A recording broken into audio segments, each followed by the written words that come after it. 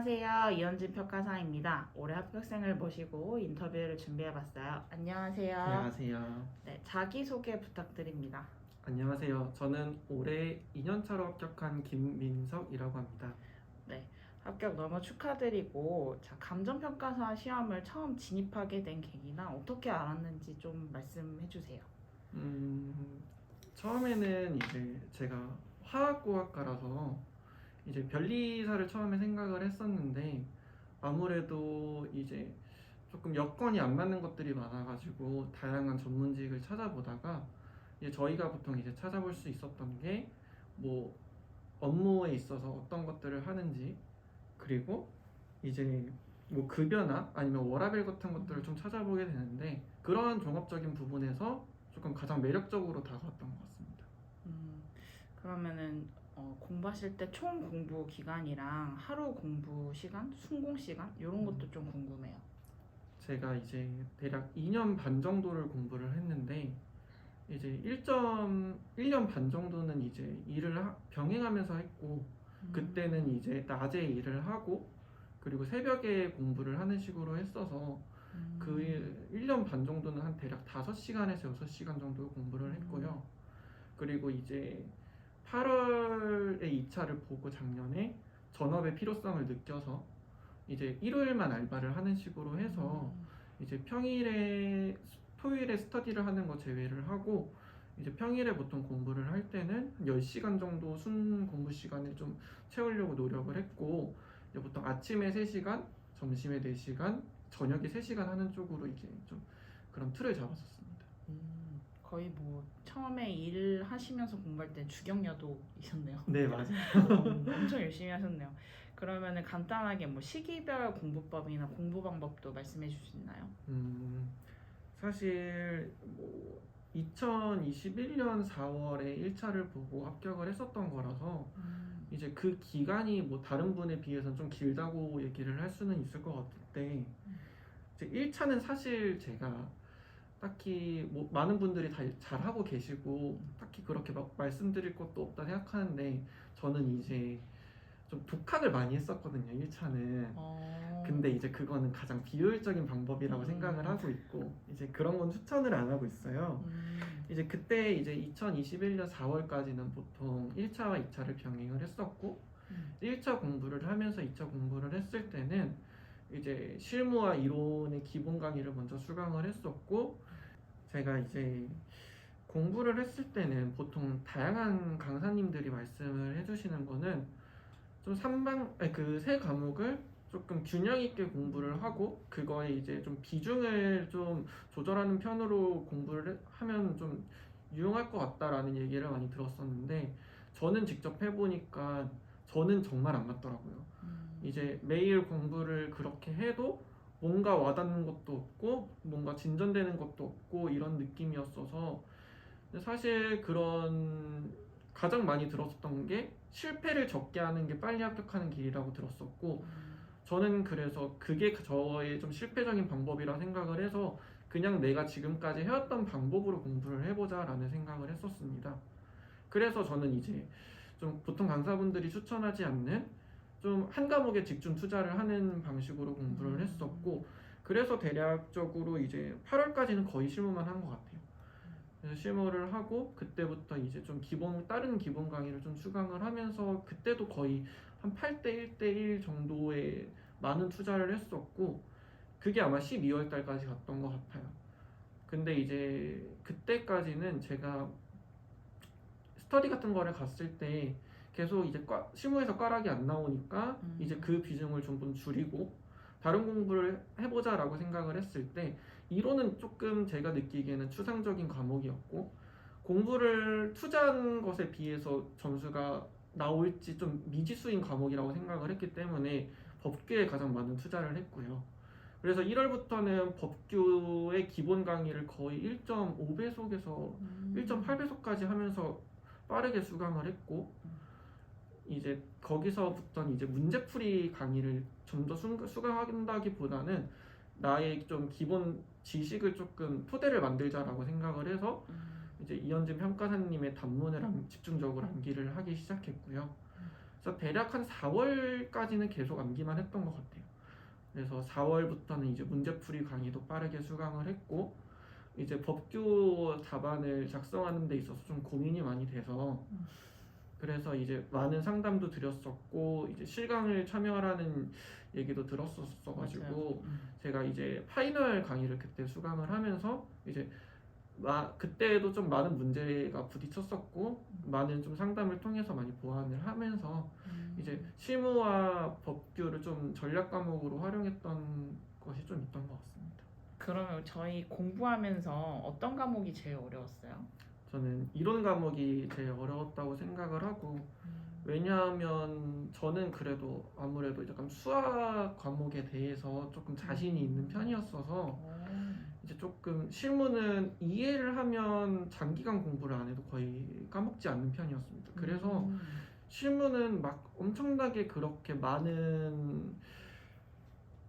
힘들진 않았었고, 법규도 처음에는 많이 힘들었는데 이제 암기를 하다 보면 나의 암기 실력도 향상이 되고, 내가 뭐 기억이 나지 않는다라고 얘기를 해도 그런 암기된 나의 지식들을 통해서 어느 정도 약간 해결할 수 있는 부분이 있었는데, 이론 같은 이제 과목에 있어서는 사실 뭐 어떤 것을 공부해야 되는지도 사실 조금 추상적이고, 좀 기본서만 공부를 했다고 얘기를 해서 스터디를 따라갈 수 있나, 그거는 저는 아니라고 생각을 했었어서 이론이 가장 좀 추상적이고 어려웠던 과목이었던 것 같아요.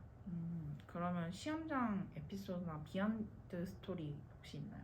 저는 근데 사실 원래는 이제 스터디를 끝나도 좀 체력이 많이 남을 정도로 그렇게 뭐 체력적으로는 많이 힘든 부분은 없었는데, 네.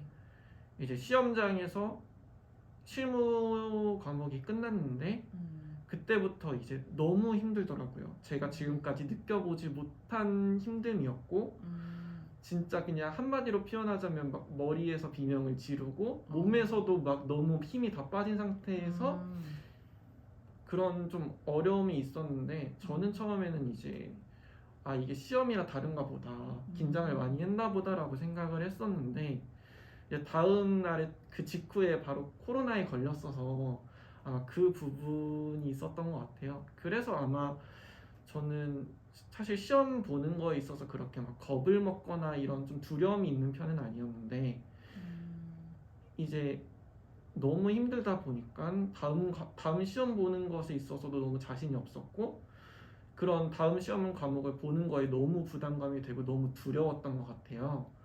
그래서 정말 많이 힘들었고, 정말 집에 갈까도 많이 생각을 해봤는데, 지금 집에 가면 너무 많이 후회를 할 것 같아서. 맞아요, 후회하죠. 그래서 좀 마인드 컨트롤을 좀 했던 것 같아요. 어떻게 했었냐면, 지금 내가 조금 많이 부담되고 이렇게 시험 보는 게 너무 공포스러운 거는 내가 합격을 해야 된다라는 그런 의무감 때문에 좀 공포가 있었던 것 같아서, 좀 마음가짐을, 나는 그냥 후회 없이만 최선을 다하고 최선을 다했는데도 떨어지면 내가 어떤 행동을 했어도 떨어졌을 거다라는 것을 좀 계속 리마인드 했던 것 같아요. 그러니까 좀 괜찮아졌고, 이제 후회 없이 최선만 다하자라는 것을 계속 좀 상기를 시켰던 것 같습니다. 그리고 공부하면서 제일 힘들었던 점이 어떤 건지도 좀 궁금합니다. 제가 처음에는 그 1년 반 정도는 수학학원에서 좀 강사 일을 하면서 한 오후 4시부터 밤 11시까지 일을 하고 새벽에 보통 공부를 했었는데요. 이제 그런 부분에 있어서 아무래도 새벽에 공부를 하다 보면 조금 더 외롭고 고독함이 많이 몰려오고 그런 것들이 있었고, 좀 체력적으로 문제가 되는 부분도 있었는데, 그런 부분은 이제 좀 영양제를 챙겨 먹으면서 좀 보완을 했던 것 같아요.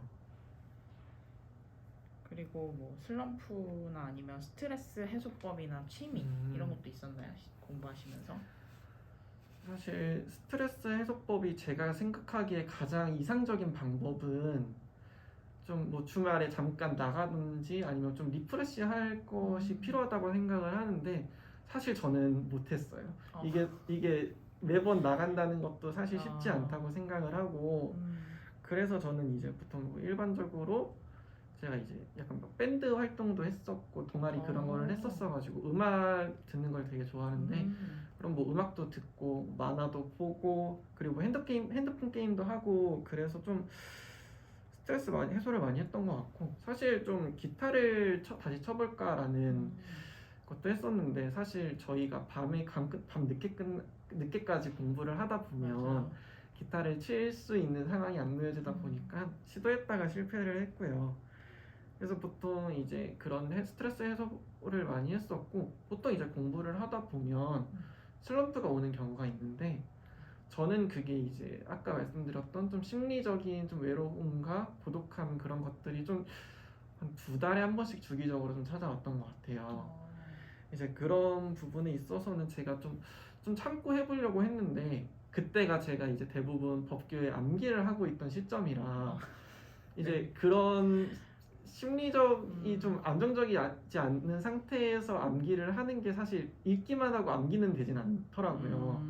그래서 몇 번 그렇게 하다가 사실 좀 쉬는 게 답이다라고 생각을 했어서 그런 슬럼프가 올 때마다 그냥 한 이틀에서 길게까지 한 3일은 공부를 안 하고 계속 쉬었던 것 같아요. 후에 어떤 합격 예감이 좀 들으셨나요? 제가 처음에 좀 힘든 상태에서 시험을 봤다라고 얘기를 했었잖아요.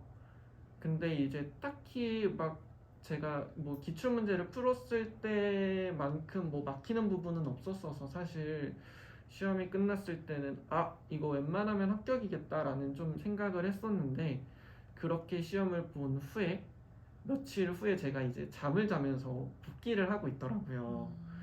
그런데 이제 제가 이제 코로나에 걸린 상태였어서 사실 법규 시험을 볼 때는 거의 문제를 안 읽고 푸는 수준이 되었었는데 이제 나중에 자면서 붓기를 하고 있는 상황에서는 요번에 이제 문제 2번에 물음 2 같은 경우에 이제 뭐 가각상 이의 신청인지 물어보는 그런 문제가 있었는데 제가 아예 그거를 다르게 해석을 해서 그냥 뭐 개별 공시지가의 그냥 법적 성질이라든지 뭐 당사자 적격이라든지 뭐 그런 부분을 썼었고 그래서 자면서 그걸 갑자기 생각이 나서 그때 잠이 깼었거든요.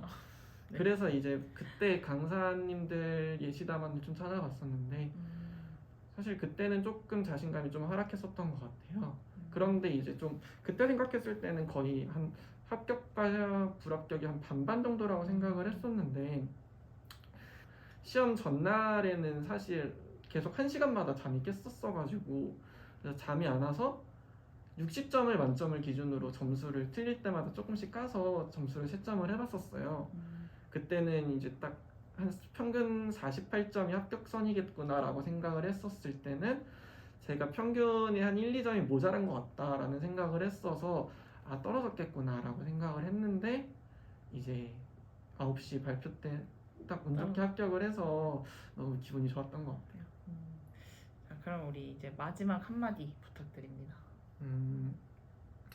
아까 말씀드렸다시피 시험장에서는 이제 멘탈 관리가 가장 중요하고 아무리 이제 너무 힘든 상황이라고 얘기를 해도 끝까지 포기하지 않는다면 좋은 결과가 있을 수 있다는 거를 좀 생각을 해주셨으면 좋겠고 멘탈 관리가 가장 중요한 것 같아요. 네, 오늘 좋은 말씀 너무 감사하고 인터뷰는 여기까지 하겠습니다. 감사합니다. 감사합니다.